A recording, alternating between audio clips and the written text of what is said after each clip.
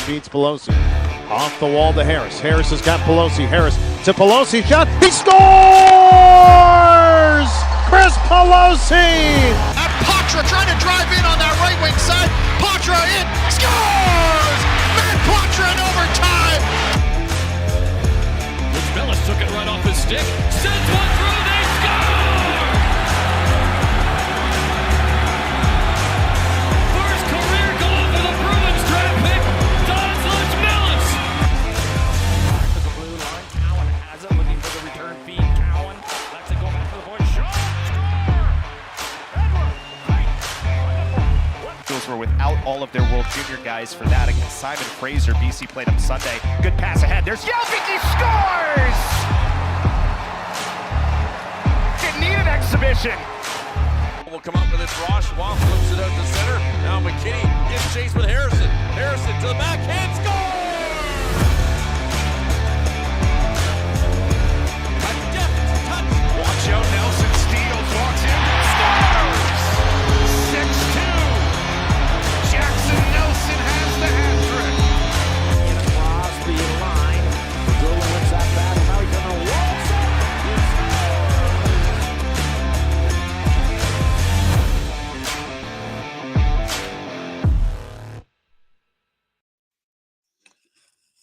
Welcome in, everybody, to another episode of the Dom.Hockey podcast. Today, again, brought to you by our friends over at Ice Shaker. The shaker bottle that was seen on ABC's Shark Tank now have sold over 1 million bottles. They are made of a kitchen-grade stainless steel that doesn't absorb odors and are currently licensed with the NFL, NBA, NCAA, MLB, and, of course, our NHL. Go visit iceshaker.com so you can check out all the designs they have or get one customized for yourself. Again, that's iceshaker.com.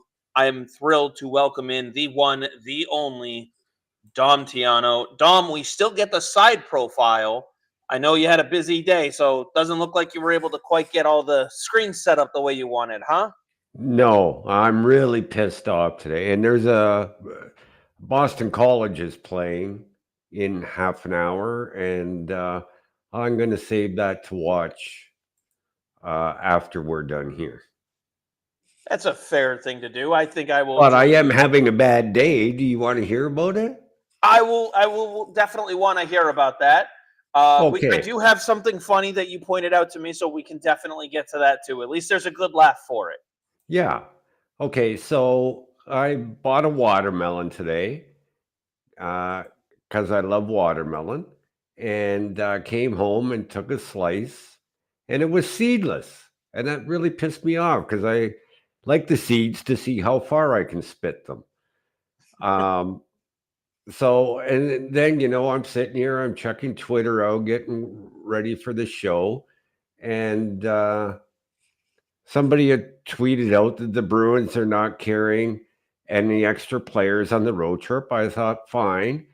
But, an hour and a half later, I'm checking my email and I see, no, they recalled Mark McLaughlin and Jordan Osterley. So now I'm catching up on it. Well, I'm glad you mentioned that they called some folks up because we definitely have a lot to go over when it comes to our guys down in Providence. Where do you want to start? I will say, shout out, we got Curious Browser in the comments already. Wants to know if your bad day involved a root canal. Kevin's already in the comments as well. I'm wondering if he's got another burrito day. Yeah, probably. Typical. I just got a message from the Boston Bruins. Oh, yeah? Somebody with the Bruins about my tweet. I was going to say, is that about the humor part? Pardon? Is that about the humorous part of the day that you pointed out to me? Why don't you explain what happened? So I got a notification on Twitter. I obviously have alerts put on from the Bruins, so I don't miss anything. They sent out a nice little article about a prospect update, and then I get a nice little message from you saying something's a little off here.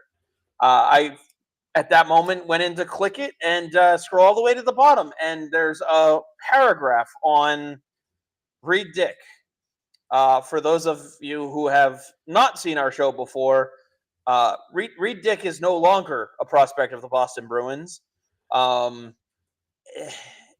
can't imagine we were the only ones to have noticed or picked up on that. I'm sure, from what I saw, quite a few people took pleasure in pointing that out. Ironically, I never heard back from the Boston Bruins, and it happened to be from the person who wrote the article. So, you know what? If you're going to work for the team, know who's not a prospect. That's my opinion. But I'm curious what, if you're able to share, they had to say to you here. Basically, next time, don't put it out on Twitter. Just message them, and they'll fix it right away. That's kind of a big mistake, though. They should have someone on staff who should know that. Like, if it's one thing if they wrote one sentence, they were just like, "Oh, and Reed Dick played well in a 2-0 loss." Blah blah blah. No, they put like 5 sentences in there on Reed Dick. Yeah. They put work in on someone who was not a prospect for them. You know, I keep saying that's why you should follow here for your prospects updates. I mean, at least we stop. I don't want to say stop caring about them, but we stop really doing a lot when it comes to those who are no longer Bruins prospects. So, anyway, Kevin says he's having corn and chicken. When it's wrapped up in a tortilla, it's called a burrito, Kevin. Yeah. Anyways, so other than that, though, decent day. I just had to turn a fan on because it's hot in here. We're getting pouring rain today, so Yeah, so all that snow, and I'm thinking, okay, we're definitely having a white Christmas, and it poured rain all day, and it's gone. oh, yep, that's kind of where we're at. Let's see. Kevin said Reed is a fine young fellow, great kid. Wish him all the best. Absolutely. This isn't anything against him. It just, when you're employed by the team, Kevin, you should know who's on it and who's not. That's all. Yeah. Anyway, we have players who are actually in their system up to update folks on. And it wasn't a very good week for them either, Chris. I was going to say, where do you want to start with that update? I know you mentioned that there's the Boston College game later on, which I will definitely want to have on myself. So, yeah, just don't talk about it live because I want to watch the whole thing. You'll be proud of me. I got the hard line all set up for today. Okay, so, well, let's start with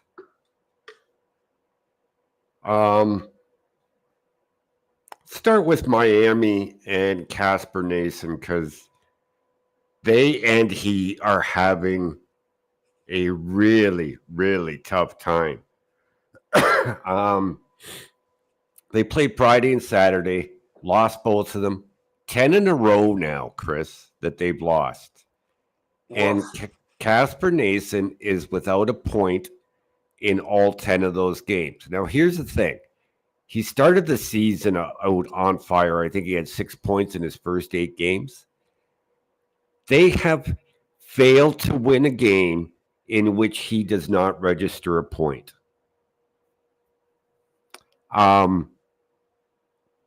They're off now until January 10th. They've got a month to right the ship and get their shit together, or it's gonna be a write-off for them. With Nason, he's getting quality ice time. He's on the second line. He's playing right wing, and I can tell you,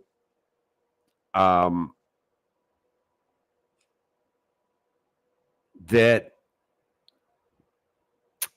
watching him in the J20 for a season and a half. He's a better left winger than he is a right winger. And I'm sure when we get down to Oscar Yelvik, we'll touch on positions. I'm not sure. I'm not sure why they don't play him on the left. I don't understand it because he's a far superior player on the left side. And I think when you're playing your offside, if you lack vision, playing on your offside helps because you're turned at a different angle facing the net and the offensive zone. So you're seeing things better. And I'm wondering if that's why he's better on the left side. Now, he's a left shot, right? Yeah, but he's playing right wing. So, He's played a lot of right wing. I just think he's so much better on the left. why do you think they're having him on his offside then? I don't know. He's done it in the past, and he's probably their second best right winger at this point. But I just don't think it's beneficial for him. Yeah, I don't think it's beneficial for his development long term. I mean, that's one of those things where how much, and maybe this is a good option to dive in a little bit, sidetrack conversation. We talk a lot about Sorry, Bruins. Nason's a right-hand shooter. The left wing is his offside. Sorry. Yeah, that's what I was trying to explain. So picture a right-handed shooter on the left side. His angle has changed, so he's seeing more of the offensive zone. Yeah. No, does that make sense to you? Yeah, no. What I was trying to get to though is you're saying that he's better on the left. Yeah. But they have him on the right. Yeah. He shoots right. He's a right shot, but he's better on the left. Yes. Vision, fine. My question to you is: we talk a lot about the developmental path and how the Bruins, they'll pick a lot of Boston guys, Quinnipiac, Boston College, BU, BC, like even Maine, that kind of thing. They like to be involved in the players' development. Yes. Do you see the fact that he is playing the right side more than his stronger left side? Is that something that the Bruins are staying completely out of? Have a stay in? Where's the balance in the Bruins going, he's stronger on the left, just leave him there for us. We want to develop him as a left winger. Or because it's his first year in the NCAA, they're more of a hands-off, work with him, and then when he's in our systems, we're going to keep him on the left? That's a good question.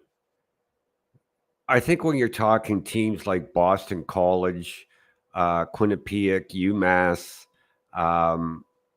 Dubuque in the USHL, who am I missing? Oh, they're on the East. Providence College. I think the Bruins have a rapport with them that they could talk to the coaches and say, hey, can we try this? Can we try that? I don't know that they have that relationship with Miami.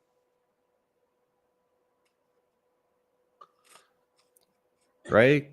I don't know. I'm also curious, again, does the fact that he's a first year just over from Sweden, right? Yeah, he was from Sweden. Yeah. Just over, because he's adapting to new ice. He's adapting to the college game.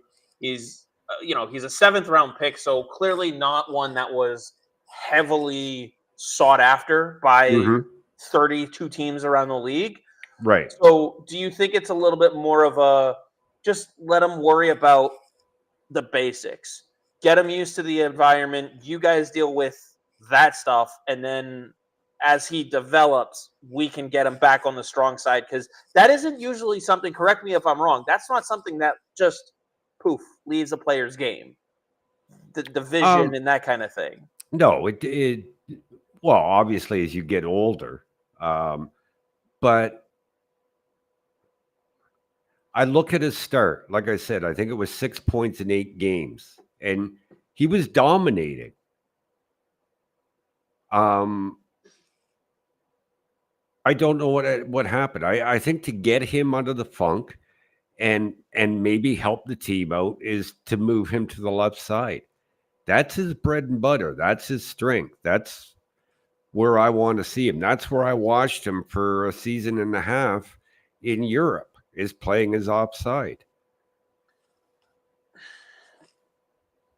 I mean, you would think after 10 games of him being pointless, after them being winless, they would want to change something anyway. Mm-hmm.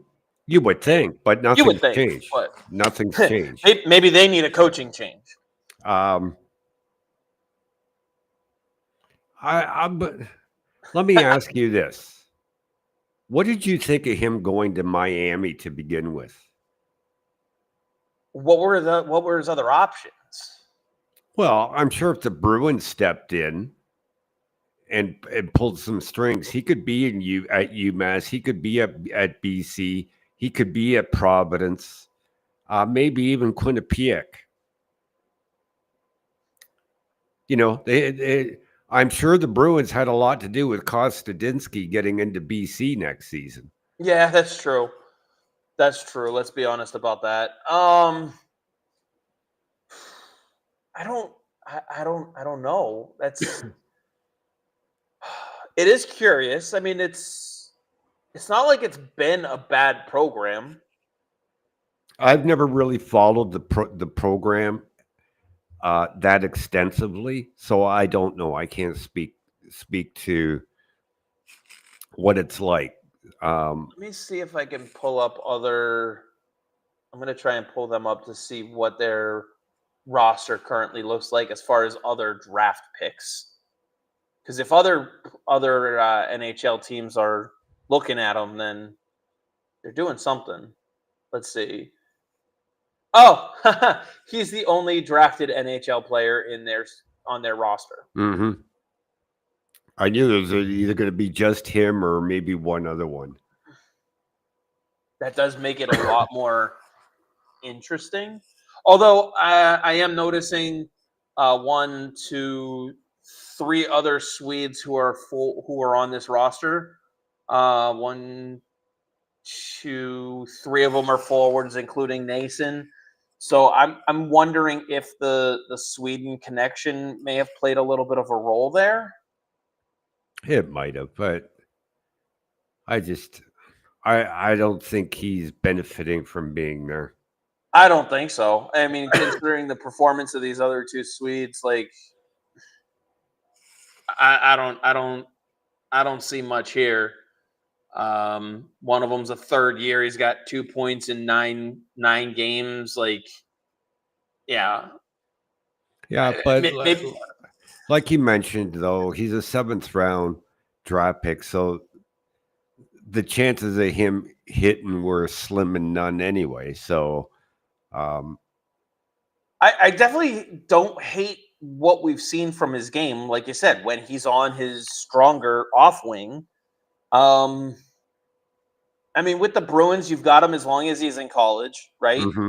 Yep. And then a couple years after that. So maybe they're looking at it in terms of, like I said, almost let's see where he's at after a year. We can talk to him then about the transfer portal, maybe get him a little closer to Boston if we see enough from him. If not, he just goes to college and he gets a free education and we move on. Yeah. And it's a 7th round pick. Yeah. People will get pissed if we miss on a 1st rounder. They'll get pissed if we miss on a 7th. Who cares? Of course. Just pick them anyway. That's the way it goes. But you mentioned UMass. Yeah. Do we want to transition over to our buddy over there, or do we want to get to the Boston fans' question here from a message or something that John Buchagras mentioned the other day? We'll get back to that. All right, Boston So I fans, want to we get will through. get back to that. I want to get through the Bruins' real prospects. All right, so let's go over to Dan's Loch Mellis here. Yeah, so 4-0, UMass won. No points for Loch Mellis.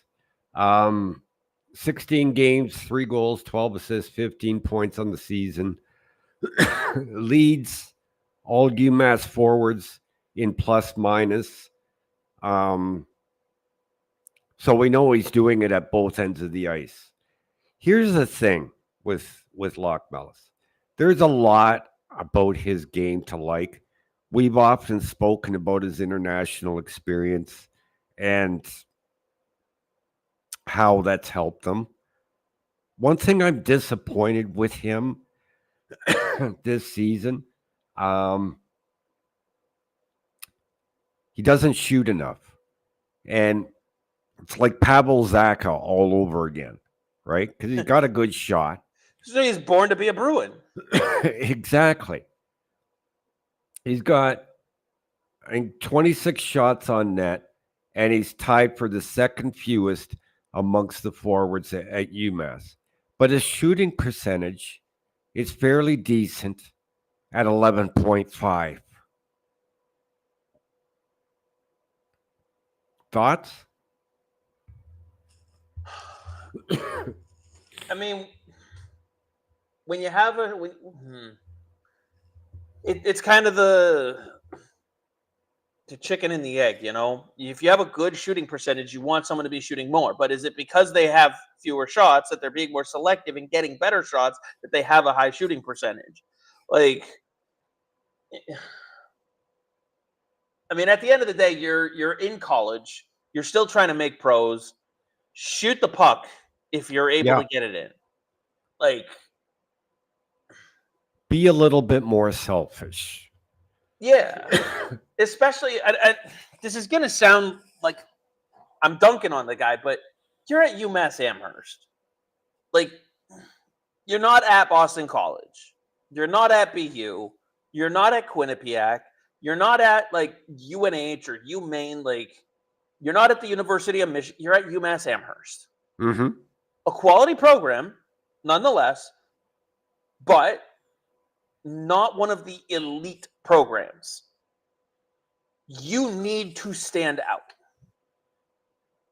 I think he's standing out, Chris. I really do. Like I said, at both ends of the ice. It's just, what did I have him pegged for? Hold on here. Let me look this up. I'd still have your card here. I thought it was like a second line kind of center. Although I will say, I want to highlight the fact that you're looking this up because we had a great conversation. The episode of Puck Off is going to be coming out tomorrow, where we talked about your scouting and stuff like that. And you mentioned about how when you take notes, you put things away. You almost you forget about it. And the fact that you're having to dig up what you previously said to be accurate goes to show the value in not always referencing what you've had, kind of the preconceived notions, right? Those types of things. So if I remember correctly, though, you were talking like a middle six centerman. Yeah, and okay, so I had him pegged for 12 goals, 22 assists, 34 points on the season. He's on pace for 8 goals, 30 assists, 38 points. So the assists are up, the goals are down. Had him for 12 goals, he's on pace for 8. 22 assists, he's on pace for 30. That in itself, knowing how much I like my model and how it works, he's not shooting enough. Yeah. Yeah. I would definitely caution him to shoot a little bit more. I mean, it's kind of a debate that we're having with Pastrnak at the NHL level, right? He's still putting up points, so that you don't want to take that away from him. But is he doing it at the detriment of what he's good at? Exactly. So we'll see. I mean, it's a decent program at UMass. It's not one of the, like you said, it's not one of the elite ones. Hey, it got Kevin drunk. Yeah. Kevin says, I got so drunk at UMass Amherst. That was a wild night. So, I didn't know Kevin drank. So former life before he met the burrito. let's move on to BC, Boston College, Oscar Yelvik, Andre Gassot, Dean Letourneau. So they played last Wednesday. I think we talked about this. 2-1 win over Connecticut. None of them found the score sheet, so we'll just jump to Friday, where they beat UMass Lowell they tied 3-3. But I don't know why the NCAA does this. They have a shootout, but it doesn't count. It's officially a 3-3 tie, but never made any sense to me. So yeah, if you're gonna do the shootout, give the extra, give the extra credit. But so Gassot scored a beautiful goal from inside the left faceoff circle. But the play was really created by Oscar Yelvik, who attacked the defender in the corner, knocked him down, picked up the puck, fed it real quick to Gassot, who rifled it home for the goal. Credit to Yelvik, who's a smaller player, for not shying away from physicality, and credit Gassot for, he really had to pick the corner to get that shot to go, and he did. So credit to them. So one thing I want to talk about, I was having this conversation with somebody on the weekend, is Oscar Yelvik is not putting up the points that he had last season. And admittedly, he's not, but there's a reason for that. In the first 7 or 8 games, he was playing center, wasn't putting up the points, then got injured for missed a couple of games, came back too early, but has since returning been moved back to left wing, and he is now scoring at the pace he was scoring a season ago. Like we were mentioning with Nason earlier, sometimes positioning has a huge effect on a player, and this obviously did on Yelvik. Yeah, for sure. Right? Because I think a few shows ago you asked me, Chris, can you see him as a center at the next level? And to me, it was absolutely not. He's not a centerman. He's a winger. That's where his bread and butter is going to be. Gassot, who is playing center between Yelvik and what's his name? I'll have to go take a look at what they're doing. It'll come to me. Okay. So anyway, Gassot, he's really worked on his skating. The center part is coming along. He's understanding what he has to do defensively. I've said that he needed to work on his skating if he was ever going to play pro hockey. I think he's there. I really do. Now, everyone wants to know about Dean Letourneau. Yep, that's the big one everybody's asking about. So, Saturday, I believe it was, I was at an OHL game, bumped into a Bruins scout who has scouted Letourneau extensively. He's an Ontario guy. Letourneau's playing 10 minutes a night. He's learning the game. And I'm going to paraphrase here and tell you that what he said to me was ideally he eh, ideally he would have spent another year in junior before going to college, but it's a great program. Uh, yes, he's only playing 10 minutes a night, but he's learning a lot. And in the long run, this will be more beneficial for him. Yeah, I mean, that's the other way to look at it. We've had the conversation. We both have said that. Like he said, ideally he has one more year not in college. But if you have an opportunity to go to BC, it is such a good program for hockey. As long as he's not down on himself because of the year that he's having, this would benefit him long term. He has to be okay with pulling the slingshot back first. And a lot of players can't deal with that. And so if he knew going into it, I'm not going to put up the points that I was putting up in juniors. I'm not going to put up the points that I could be putting up in juniors or, at other lower leagues. I'm going to go to college. My game is going to suffer on the ice. Case in point, it's going to suffer. However, and people are going to say negative things. That's part of why a lot of people can't handle it, because I mean, how many times have we've seen people say Dean Letourneau, he's playing 10 minutes a night, and now it's Or all he's got is 2 assists. Right, all he's got is 2 assists. So like, people turn it into a negative.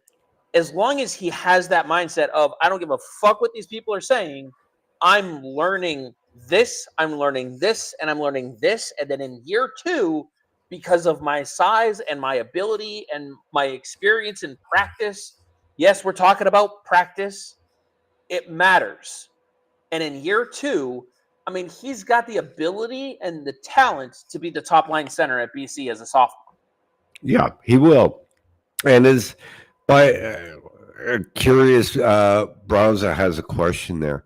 He's asking exactly what I'm talking about. What is his attitude like? And so far, based on what you're saying from the scout, as a prospect, he is looking at it in the macro, going, I want to be a pro, I want to make the National Hockey League, and I want to win championships in the National Hockey League.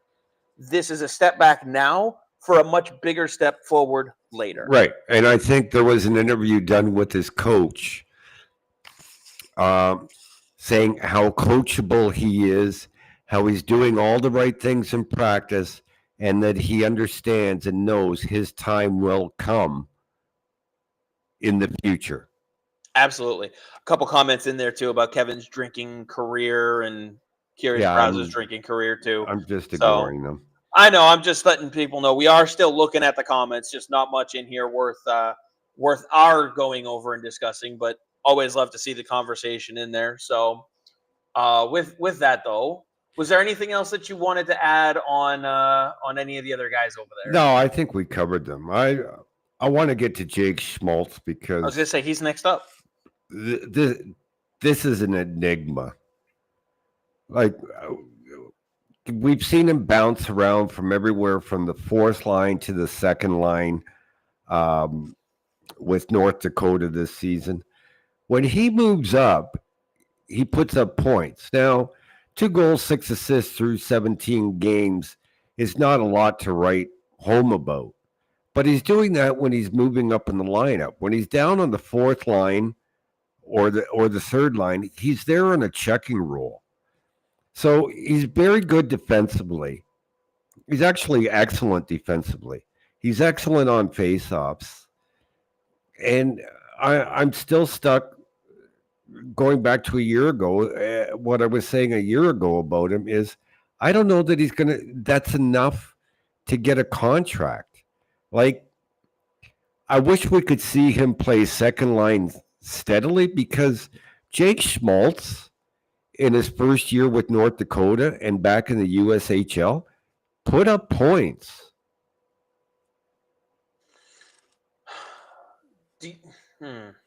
He's in what, his fourth year? Fourth year. So he could go back for one more.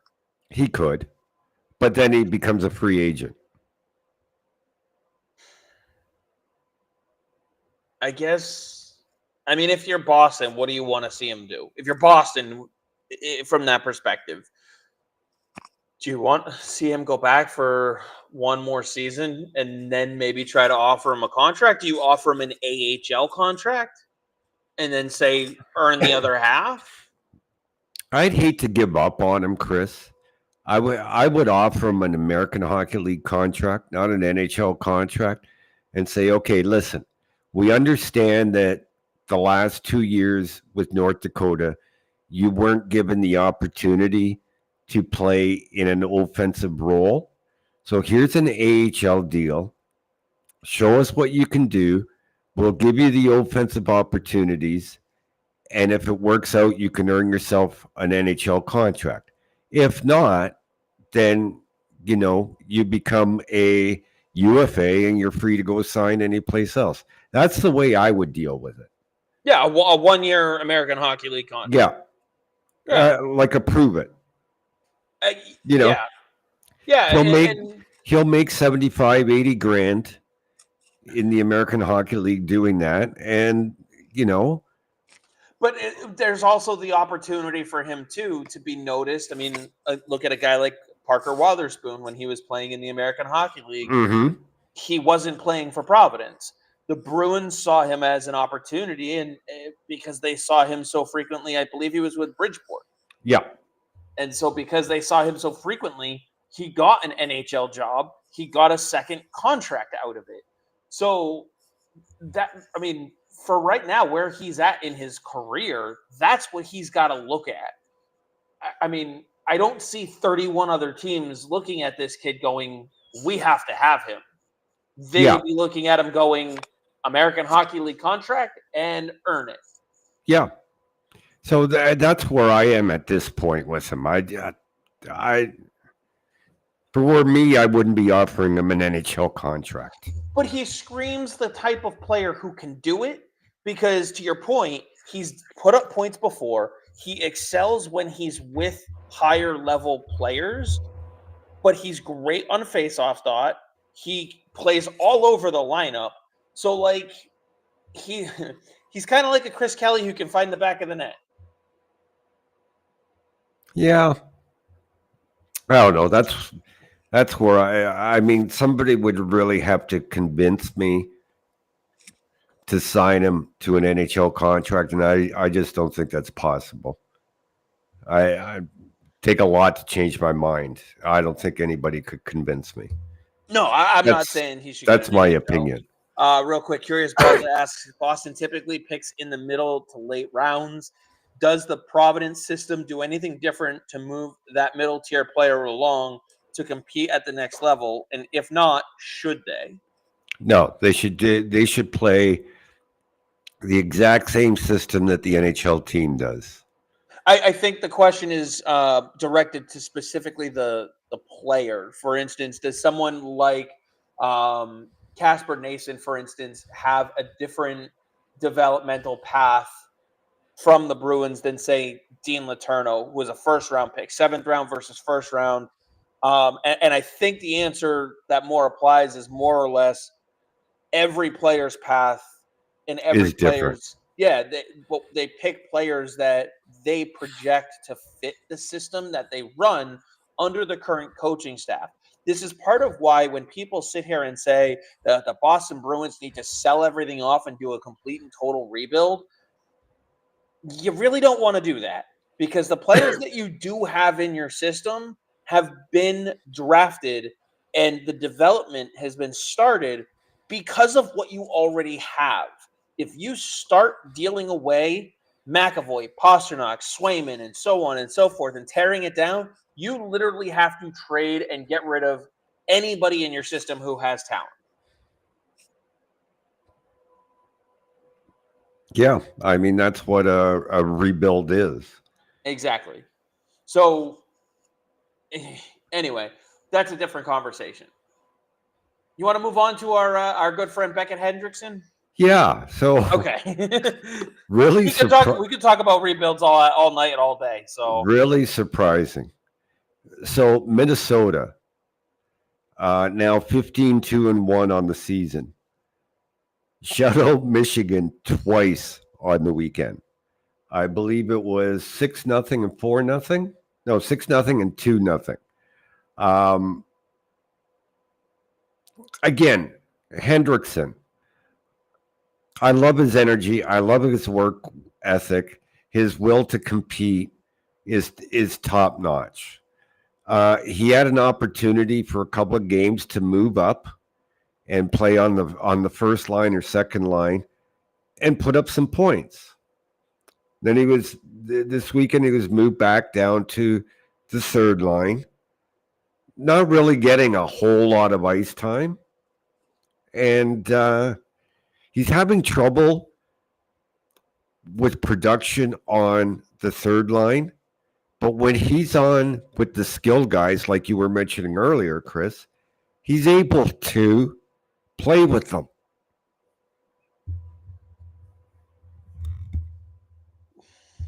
and there's huge value in that.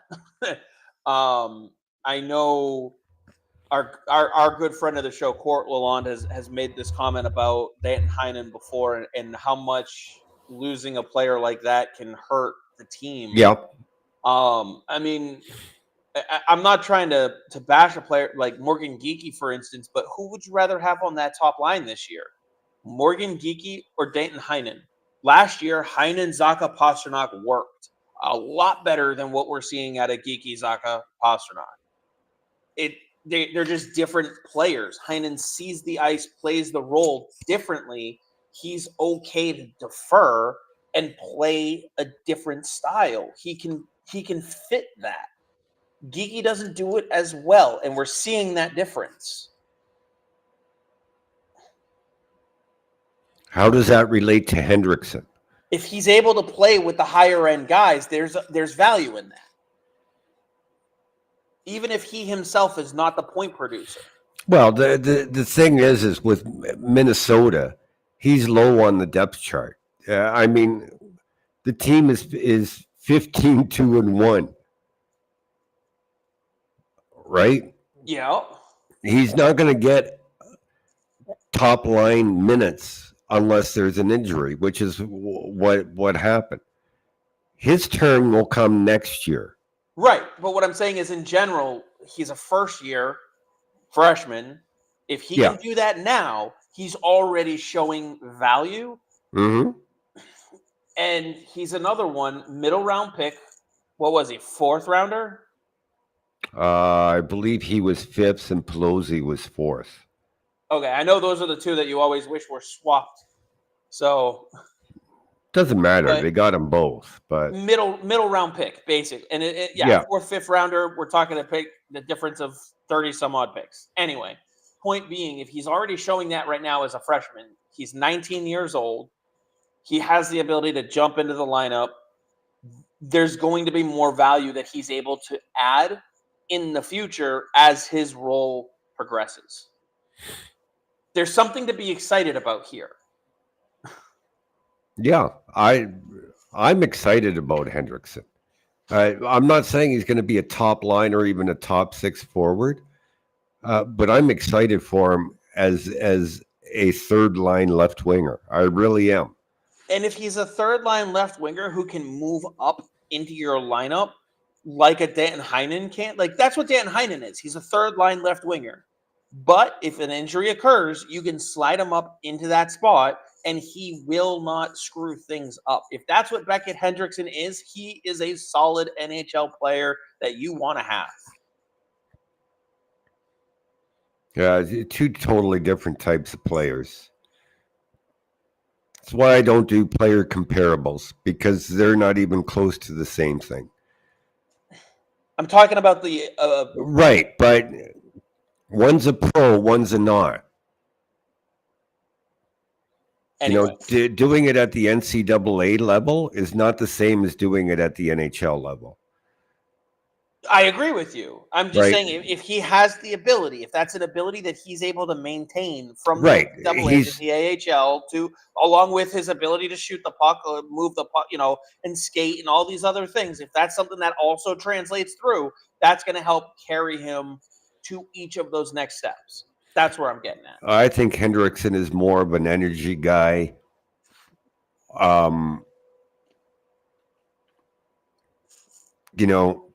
An energy guy who is responsible defensively, will kill penalties for you. I don't think he's going to be he can go up and fill up for half a game or something, but I wouldn't put him up there on a regular basis. I just don't see him as that type of pro. He's more of an energy guy who isn't going to hurt you and will put up some offense. Yeah, you want to have him lower in your lineup. Absolutely. Yeah. Yep. I think we're saying very similar things. You're probably just saying it a little more succinctly. That's what we do. Yeah, but you mentioned Danton Heinen. Danton Heinen can move up in the playoff round and play with the top liners, or do it for 3 weeks at a time. I don't think Beckett Hendrickson is that type of player. Okay. I don't. That will remain to be seen. Mm-hmm. Again, I'm saying short term.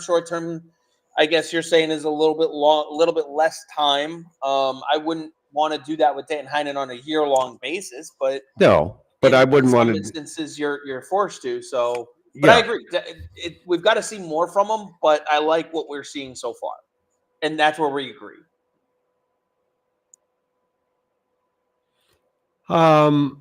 So Colorado College, Providence College. Yeah, we get to him every week, and it always puts a smile on my face. Back to back. Providence College won them both. But before we talk about Ty Gallagher, which is where you want to go, we're going to talk about Philip Svedback. So we can get the lone goalie off the board. Yeah, because it's funny because I've mentioned it a few times that Svedback doesn't have to play in every game this year. They've got a capable number two who can relieve him so that he doesn't have to play every game.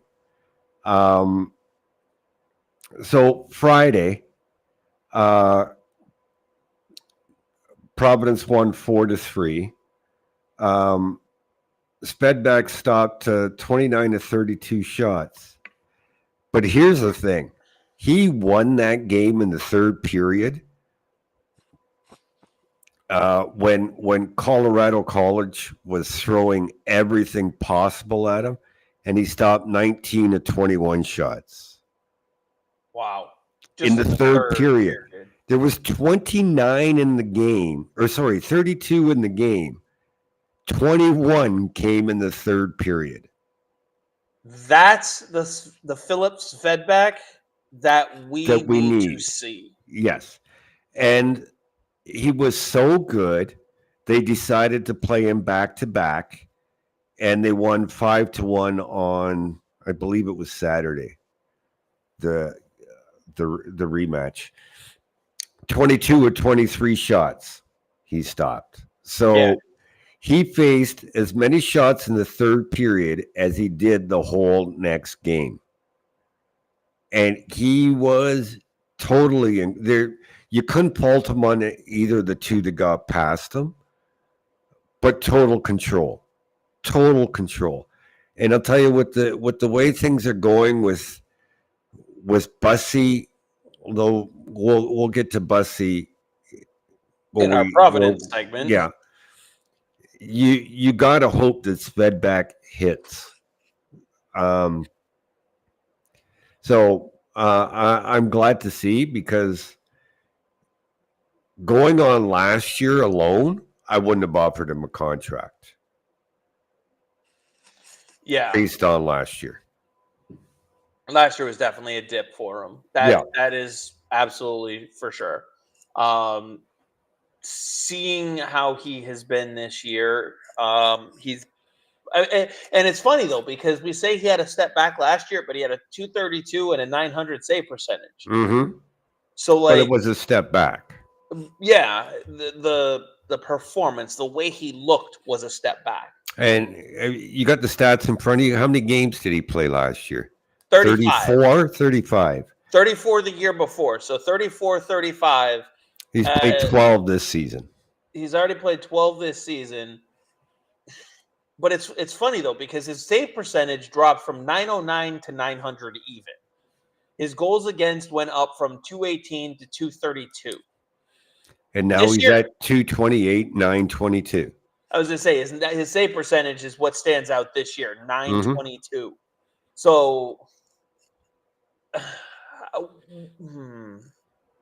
what do you think is different? Do you think he's settling in? Like, do you think? I know he's in his third year, and that's kind of a weird question to ask because 3 years in, you would think he'd be settled. But to your point, he's kind of shared the crease. I think the workload was too much for him. 34 games as a freshman. It's a lot of hockey for a goalie in the NCAA. Yeah. And I'm looking back at it. He had the most he had before that in one given year was his previous year. He played 25 for the Fighting Saints in the USHL and then 2 for Sweden's U20 team. So 27 games collectively. And he did not play well in the junior tournament. He had a 549 goals against average and a 78 save percentage in 2 games. So that was definitely not a good look for him. But, he belongs to the Bruins now, and he's doing well. I just think he's the type of goalie you're going to have to manage his starts. Yes. And if he can do that, I think he'll be okay. Do you think he goes back to Providence for a 4th year? He should. I really think he should. Okay. I can't disagree either way. I wasn't asking more or less of a agree or disagree type question. Just more trying to get your opinion on it.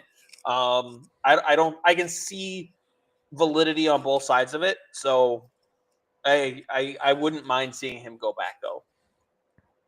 So in the same game, we have Ty Gallagher. So Friday night, 4-3. Mentioned they threw 21 shots at Svedback. When they were trying to get 24 minutes and 8 seconds of ice time Friday night. This is a guy who was playing 7 minutes a year ago for whatever reason. You love to see it. And, as a defenseman, leads Colorado College in scoring with, 14 games, has 3 goals, 8 assists, 11 points, plus 6.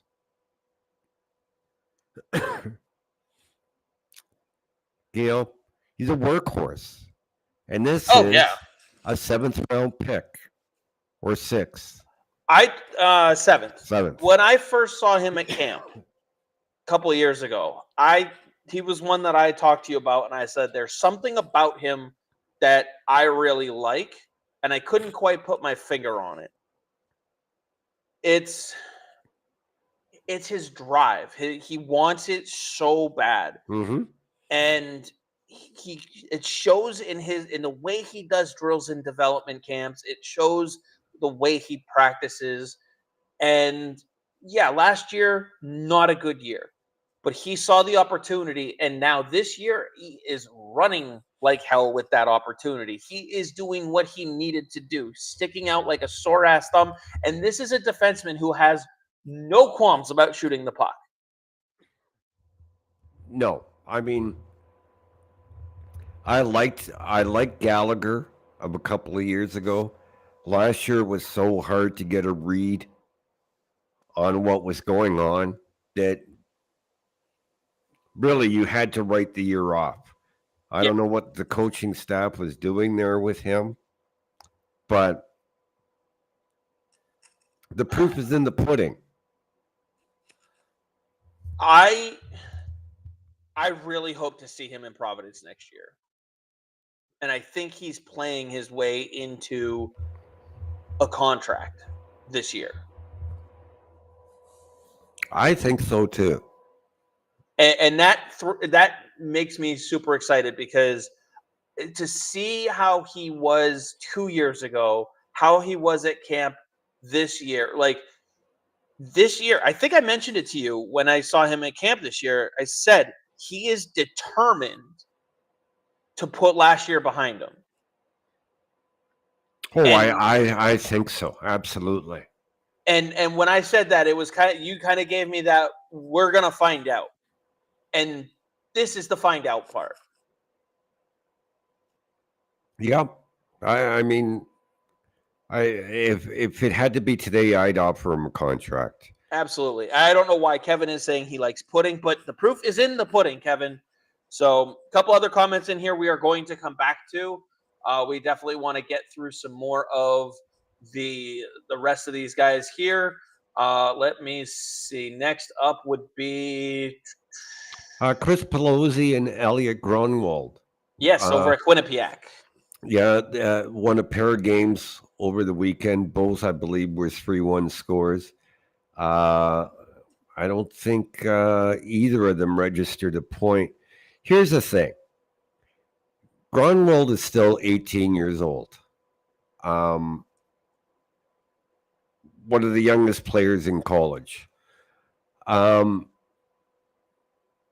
What stands out most to me about him is his maturity.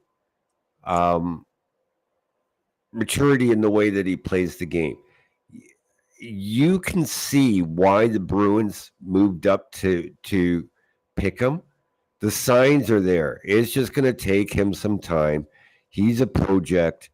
I think he's going to be exactly what the Bruins thought he would be. It's just not going to happen overnight for him. But again, that's what stands out to me the most as an 18-year-old, the maturity that he plays the game with. I don't know if you agree with me, Chris, and whether you're seeing the signs. He's playing second pair minutes already. But I think, what's he got? 2 goals, 2 assists in 15 or 16 games this season. It's nothing to write home about, but I think next year you're going to see the breakout year with him. He exudes confidence, but you know how Mason Lowry took time to be. He had to get the confidence before he would do the things he's starting to show he can do with the puck. I see a lot of that in Elliot Grunwald. Absolutely. And obviously Lowry himself went through many changes, but it's starting to come back. Probably did the same thing. I 100% agree with you there. I mean, they knew, like you said, they knew what they were drafting when they got him. Mm-hmm. The ceiling is high. That's what you do with first-round picks. I think we are starting to see a little bit of a change in the philosophy of the high draft picks that they're using. They are looking for the higher ceiling. They are taking a bigger swing, knowing that when they hit it's going to be a home run. Years ago, they were looking for doubles and singles, and now they're going, we need the home run early in the draft. They're not falling to us the way we thought they were. Right. Now, Pelosi, we mentioned it last week, made the preliminary roster for Team USA for the World Junior Championships. I think he makes the team because that's exactly what they need on the fourth line or bottom six is his energy, his will to compete. He's fairly decent on face-offs. I could see him playing the wing as well for the Americans. Production isn't where I expected it to be, but I'm okay with that as a freshman. What's he got? I think 2 goals, 3 assists on the season. Again, 15 or 16 games. I can't remember. Him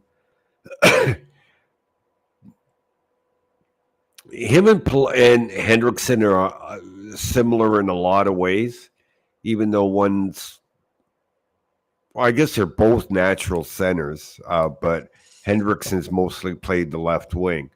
I don't know. I'm fine with how his game is going.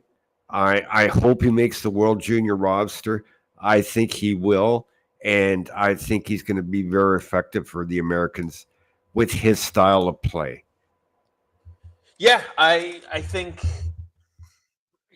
I think this is another one where they knew what they were getting, and they were okay with it. They knew what they signed up for, and you know, they're not really going to overreact to any one thing this early. Yeah. He's still early in his career. He's a freshman. Yeah. Like, I have a hard time freaking out over anybody in the NCAA who's a freshman, not good or bad. And I mean that in the sense of if you're out to a fantastic start, great. You need to do it again. You got to do it again. Right. Doing it once isn't enough. Right. And if you're out to a shitty start, that's fine. You got to get used to what you're doing. Let's see you turn it around the next year. And then either one of those extremes, you got to see what the third year is. If you do extremes on both ends, what's the third year? Yeah, so, exactly. But it's also the habits. These guys they're selecting guys that are doing the right habits. They want to compete. They want to get better. They're taking the coaching. They're not. What's the one thing we're not hearing about anybody in the Bruins draft pool that they've got so far? They want out. They're unhappy with this. They don't want to play for the Bruins. They're refusing this or that. They're, we're not hearing any of that. No. We'll come back to some stuff that has happened in Providence, but nothing has blown up. You're not seeing Cutter Gauthier say, "I'm not playing for you." Exactly. So we'll move along because we got a lot in Providence. Loki Johansson, real quick, had a couple of quiet games that I would say weren't exactly his best. Then I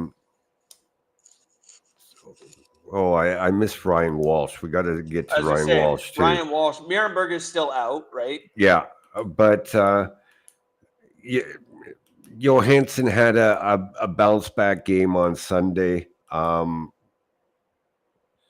Physical, defensively solid. Again, he himself has talked about how the Bruins wanted him to go to the Q and work on his offensive game. I don't see it. His bread and butter is going to be a physical, lockdown, shutdown defenseman. Okay, he's got 2 goals, 7 assists in 27 games. That's not a lot for that. I wouldn't even say that's respectable for a defenseman in the Q. So I don't think there's going to be much offense there with him. But like I said, his bread and butter is going to be a lockdown, shutdown defenseman, and he's getting there. Yeah, if you can get a version of Brandon Carlo who can score a little bit more frequently, there's no complaints there. No. Real quick on Ryan Walsh. Yeah, he was an overage pick by the Bruins. 5 goals, 5 assists, 10 points in 11 games. With 10 penalty minutes. I like seeing that in him. They played Colgate twice on the weekend, one Friday in overtime. That's when Walsh scored his 5th of the season to to force overtime. 4 shots on goal, 15 for 23 on the dot, 21 minutes in ice time. Saturday, they lost. All his numbers were down. No points, was a -2, 17 minutes in ice time, and just 50% on the dot. But I like how this kid is coming along. This guy's going to be a point producer at the NCAA, and he should finish at just over a point per game on the season. That's my guess. Sounds good. USHL real quick before we get to Providence. Yes. So yes. I was gonna say I don't have much to add. So no, both Morello and Spicer are hurt. They're out. Kostadinsky, he's up and down the lineup. First pair to bottom pair defenseman. Also pointless in his last 6, right? Yeah, pointless in his last 6. Do you think, real quick, the jockeying up and down the lineup is having an effect on him on the score sheet? Yeah, Okay. because when he's playing with the offensive guys, he gets opportunities. He's a shot generating machine from the blue line, and he's got a good shot. Sometimes he has a problem hitting the target, but there's been problems with other parts of his game. Obviously, he's putting in the work. Oh yeah, I mean that's the one thing I'm not worried about when it comes to him. I've seen it with my own eyes. He wants to be coached. Just real quick, there's a lot of questions about the Bruins and Rangers making deals, or the Bruins and Preds. That show is on Sunday nights. This is the prospect show. This is about prospects. I was going to say, I was going to bring him up towards the end if we had time. I know we want to get through Providence and some stuff. There's some other questions in there. It's not that we're ignoring you guys. It's just we don't have time to get through all the prospects if we're answering hypothetical questions about the NHL. So my apologies to you guys. We'll save the questions and we will touch on them on next Sunday's show, or maybe sooner if we do an extra one. But we will save the questions. There are a couple good ones in here as well, though, that I do want to come back to. I think the only other name no, Ian, you're fine. I promise. We're not mad or anything. We just want to explain that we're not ignoring the questions. We've got about 20 minutes left and we have not even talked about Providence yet. And I think the last one that we haven't mentioned is Mason Langenbrunner, but he's still getting 7th defenseman minutes, right? Yeah, I don't think he's ever going to get an NHL contract. Should we just knock him off the update list unless something major happens? Yeah, it's okay. He's Jamie's son. That should know. explain it. Should explain everything. I mean, yeah. Anyway, all right. So we're looking over to Providence now. Yeah. So it's funny because they seem to sweep a weekend, then lose a weekend, then sweep a weekend, then lose a weekend, and this is the weekend that they had a 3-game sweep. Matthew Patra has 3 goals, 4 assists in his last 4 games. So he's almost at 2 points a game right now. Georgi Merkulov is picking it up. Fabian Lysell had a good weekend, couple of points. Brandon Bussey won 2 of his. He actually got 2 of the starts, and he won them both with a shutout. Brett Harrison scored his first of the season. We got to talk a little bit about him, though, Chris. It was the puck bounced off of him and in the net for his first of the season. You've been around long enough to know that sometimes it just takes a fluky goal like that to open the floodgates and for things to start. But I'm telling you right now, I am so disappointed with Brett Harrison because the kid has the talent to be an NHL player.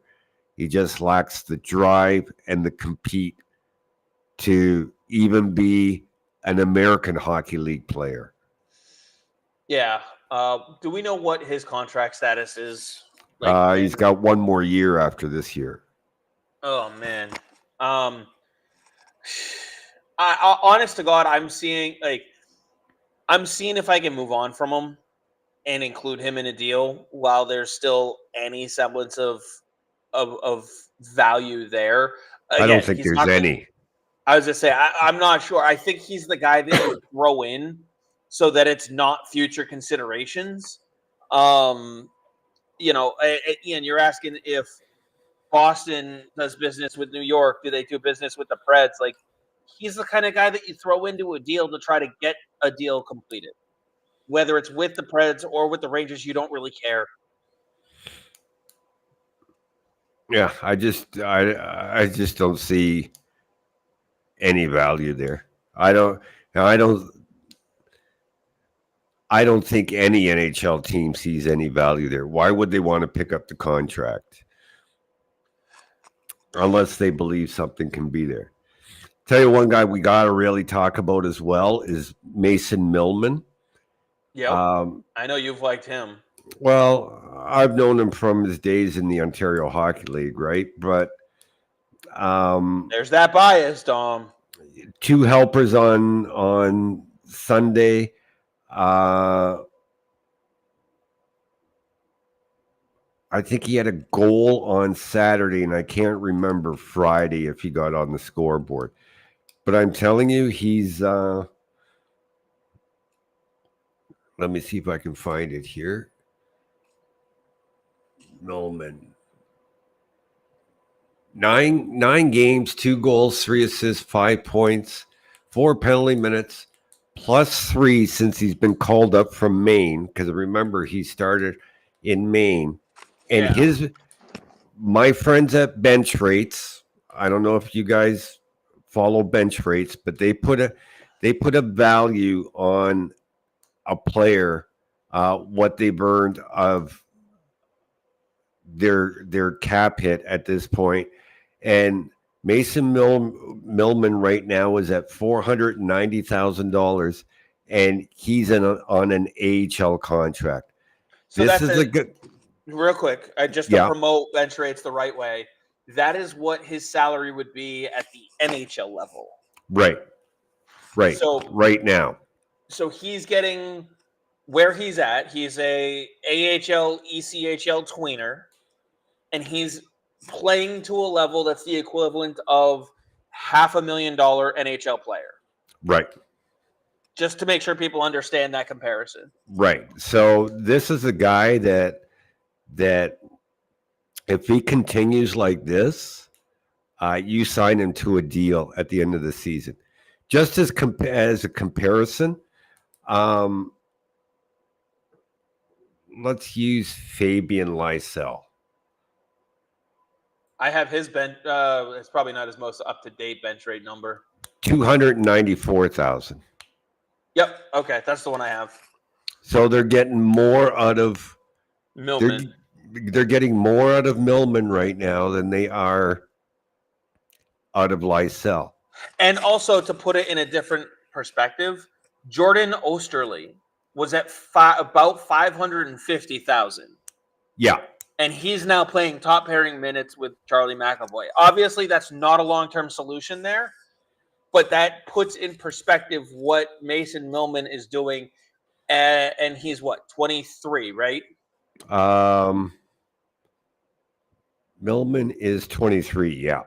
So if you have another injury on your defense, any shot you see a contract and a promotion for Millman? I mean, right now he's clearly the best guy they have down there. No, I think they would bring Ian Mitchell up first. Okay, I forgot about Mitchell. I mean, he's going to be the next and guy. Millman's playing above his level too. Yeah. According to Bench Rates data. Yeah, so, I wasn't even thinking about Ian Mitchell. But, one thing we should mention, because it came up earlier and we actually talked about it on the show last night, is how Providence tries to implement the same system that Boston does, so that when a player is called up, they're not missing a step. They already know what the system is. And under Sacco, it's shot quantity over quality, whereas Montgomery was the other way around. Ryan Mougenel is implementing the same thing as in Providence. And if you look at Sunday's game, bringing offense from the defense, Millman with 2 assists, Jackson Edward with an assist, Frederick Brunet with an assist, Ian Mitchell with an assist. So that's 5 assists from the blue line on 5 goals. Yeah, we're starting to see the style kick back in, because this is what this team was built for. Both of them. Yeah. Again, that right there highlights exactly what I said a couple minutes ago about tearing it down, doing a total rebuild. Yeah, exactly. Should also mention Michael Callahan scored his first of the season on Saturday. I don't know. I don't see an NHL player there. Agree? No, I don't.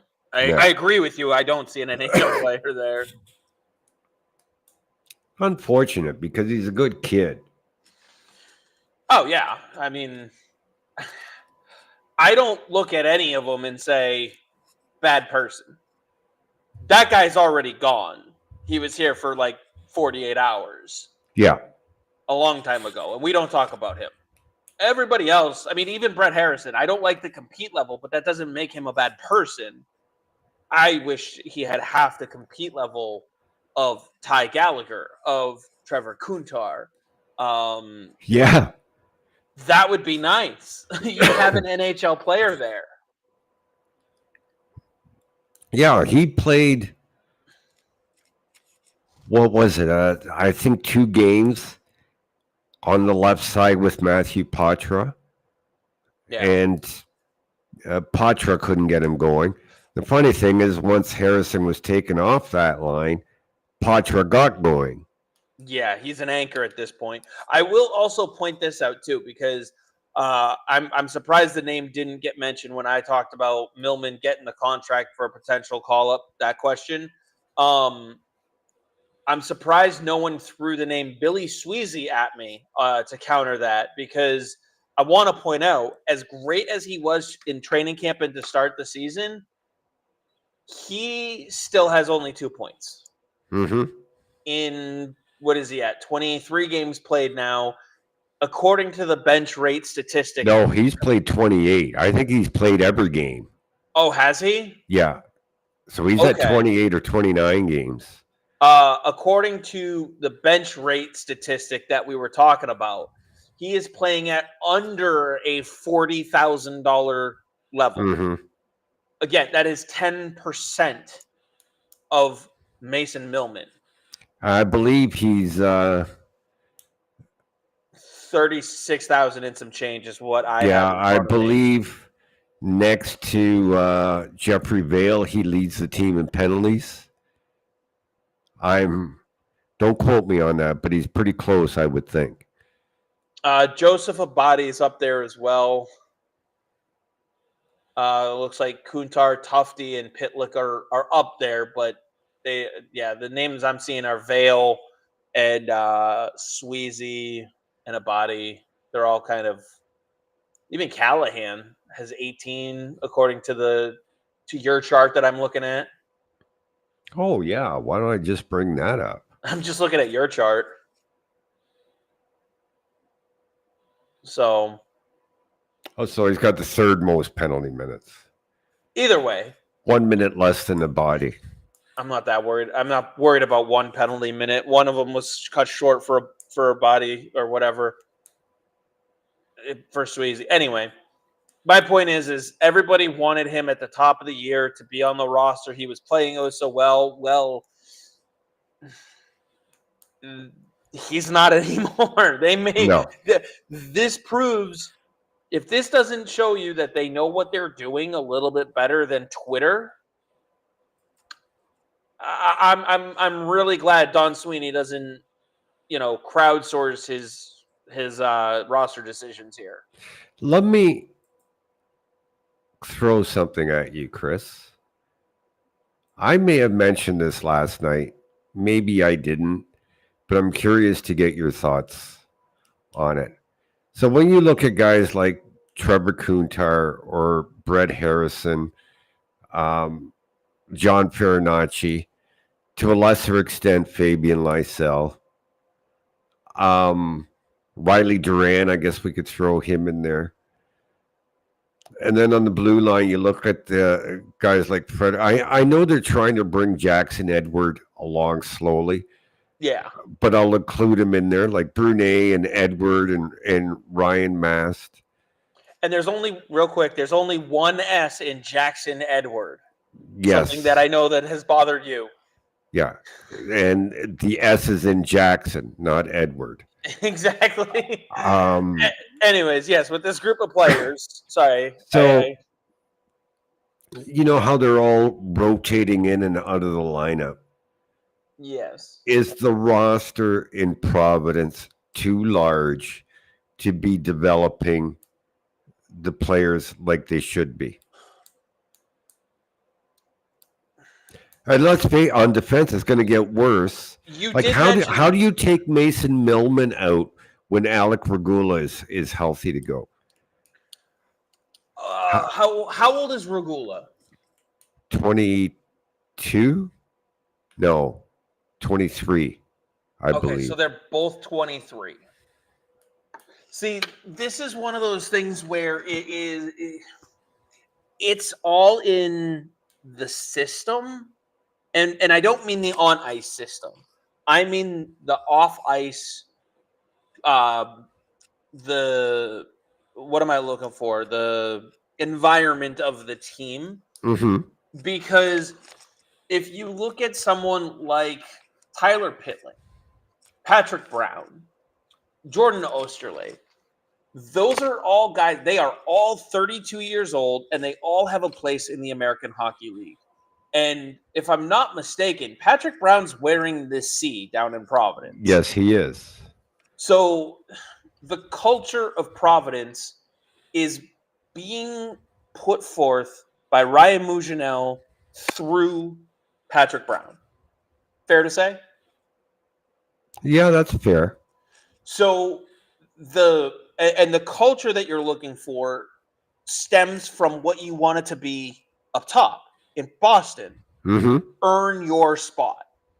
So, right. Yes, I think the roster is too big from a perspective of I want Lysell getting the minutes. I want Riley Duran getting minutes. I want,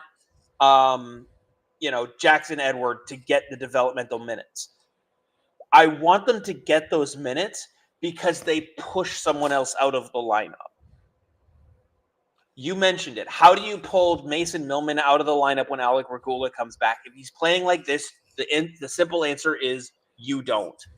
You wait until someone else plays down a level and you go, Alec, that's your opportunity. If Millman falters, you can get that job back. That's what Providence needs to foster. When you have a shot, it might be the only one you get, so go fucking take it. Yeah, because I just find it odd that every game they're sitting 6 players, 3 forwards, 3 defensemen. I don't disagree with that. Now, I will say this. I don't want to see Brett Harrison in this lineup anymore. I think he's played himself out of the lineup and essentially off the team. He's not, like you said, Matthew Poitras started producing when you took him off the Brett Harrison line. At this point, I would put Brett Harrison in Maine. Yes, send him a message. You have to send him a message. Yeah, and hopefully he gets it, because I'm telling you, he's got the talent to be an NHL player. He really does. It's almost like he doesn't care. Right. at Providence, you are developing the skill, but you're also developing the person And the attitude. right? And I file that under the person because the person has the attitude. But like again, Patrick Brown, Tyler Pitlick, Jordan Osterley, these are guys that had every ability. Billy Sweezy, again, had a hell of a camp, and he's on the older side. Instead of going down and moping and being miserable, they are making the best of their opportunity. They are saying, we can lead this team in developing the guys who have NHL talent. We have a spot in the NHL when the time comes. They all know that. Pitlick has been in the NHL. Patrick Brown has been in the NHL. On this team, he knows he'll get a call up. Right. Like, and you've mentioned it before. Paper transactions sometimes. Here's an NHL paycheck for today. You didn't play, but we needed a body. Come along for the road trip. Have some fun with the guys. Here's an NHL paycheck for 2 days. Thank you so much for what you do down there. That's how they get their extra incentives. All right. Why don't you go through a couple of the questions real quick before we end this? Absolutely. I'll let you pick them. Let's see. We went back and we covered that one.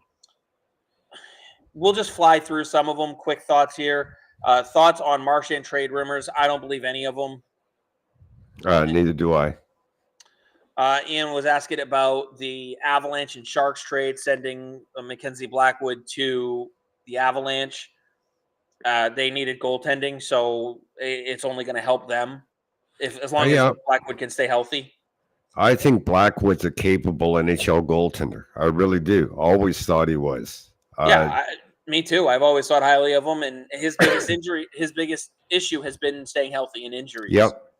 But he's been healthy this year. He's been a dominant goaltender, like on a bad team. So it seems like him, Gorgiev, Wedgwood. It'll be interesting to see how they handle the 3-goalie dynamic. Watch what happens with Gorgiev over there. But Gorgiev went in the deal. Oh, he did. I didn't catch that part. Okay. Yeah, and I think Colorado's retaining on his, I think 15% on his contract. That'll bite him in the ass. Yeah. That's anyway. And definitely, I think it's going to shake up the opportunity now that and the Rangers are coming up here on the list. Now that the Ducks have taken on the Trouba contract, we talked a little bit about it yesterday. I can totally see the Ducks moving on from Gibson. They don't have to worry about being forced to retain money on it. So that part of the negotiation goes out the window here. Yeah. Let's see. Do you think the Bruins and Rangers will do any business? No. I really don't. You don't help that much if you don't have to. Let's see. Curious Browser mentioned in regards to Carlo and bigger prospects, the hope was that they would learn to play to their size, and simply using reach is an incomplete development. We hear this a lot about Carlo. He doesn't play to his size. He's not physical enough. Thoughts on that criticism of Carlo? Carlo, in a lot of ways, is like... No, I don't want to say a lot of ways. Carlo is similar in mentality when it comes to physicality as Zdeno Chara.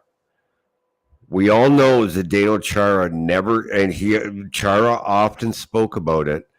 Zdeno Chara never hit anybody as hard as he could because he knows he could seriously hurt somebody. Brandon Carlo, whether you guys believe it or not, is very, very strong. He never hits as hard as he can because if he did, with his size and his strength, he could seriously hurt somebody. And Brandon Carlo is not the type of guy who wants to injure somebody. That's why you'll never see him go all out in a hit, unlike Charlie McAvoy, for instance. Yeah, McAvoy is a much smaller person. Needs to pack that all into the hit. Yeah, I mean, and also look at how well respected around the league a player like Brandon Carlo is. Like, that's part of why, because he knows where he needs to draw the line for his size. Yeah. So, You've seen Brandon Carlo take two guys in a scrum with one hand each and hold them. That's how strong he is. You'd be surprised how strong Brandon Carlo is. yeah. And then let's see. Then Ian says, "Do you think the Preds and Bruins could do business in some sort of a trade?" I think they're more likely to do business than the Bruins are with the Rangers. Yeah. I wouldn't mind looking at a guy like Tommy Novak. You need some help down the middle, a little bit more immediate.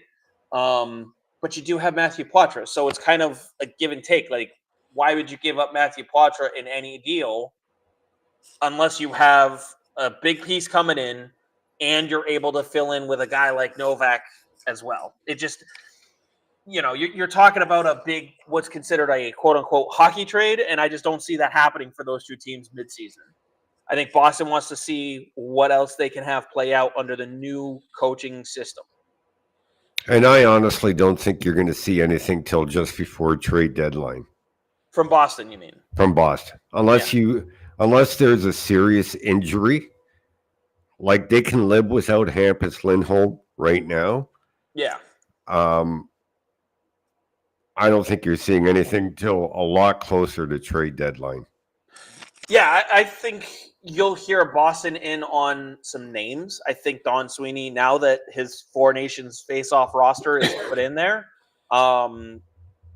definitely he knows who's available. He knows who could be had.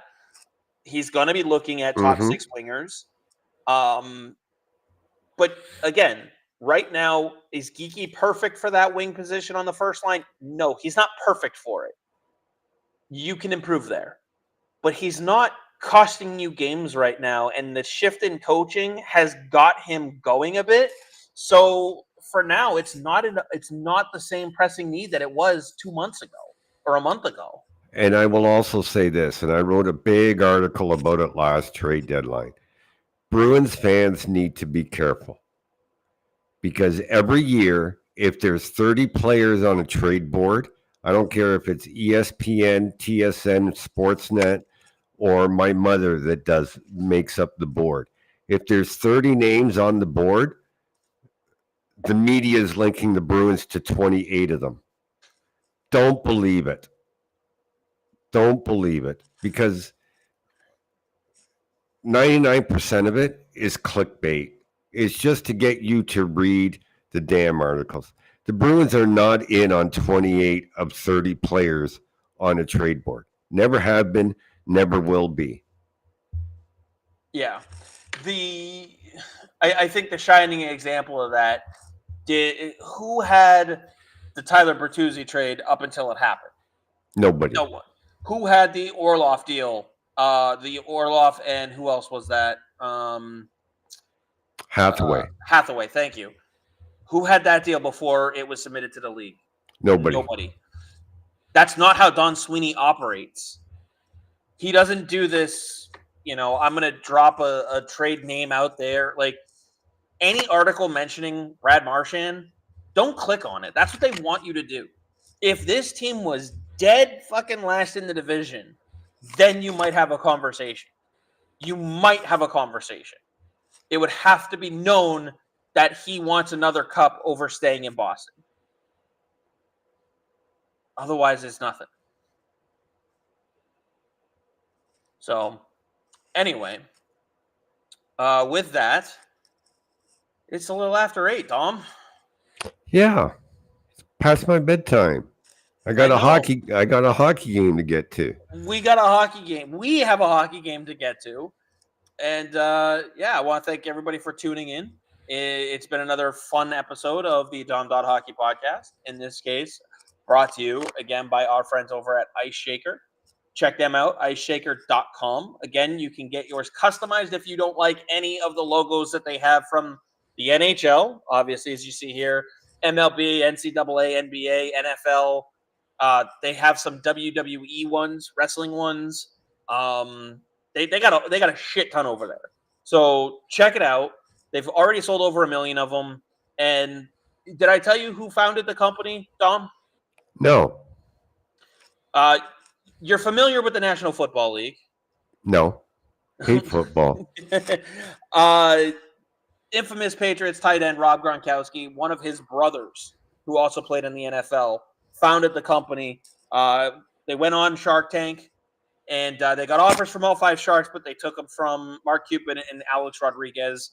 If you lifted one of these things up, you know why they wanted to get into that world. So it's they don't absorb odors. They're super easy to clean. Check them out, iceshaker.com. I want to thank them. I want to thank everybody for tuning in. I do like the fact that Kevin and Curious pointed out earlier, Monday nights are just listening nights for them because they like to learn about the prospects. Reed Dick is not a Bruins prospect. Nope. So we like to make sure our information is factual. And with that, all I got is go Bees. For those that missed it at the beginning, yeah, they wrote an article and talked about Reed Dick, who is no longer a Bruins prospect. I, of course, tweeted out my tweet, just basically retweeted the article and said, there's something wrong with this. Can anybody find it? And I got a message from somebody who works for the Bruins. It said, next time, rather than tweeting it out, can you please just contact me? Okay. Real quick, which is really funny because I guarantee you your tweet pointing out that there's something wrong in the article got more people to click on it. Mm-hmm.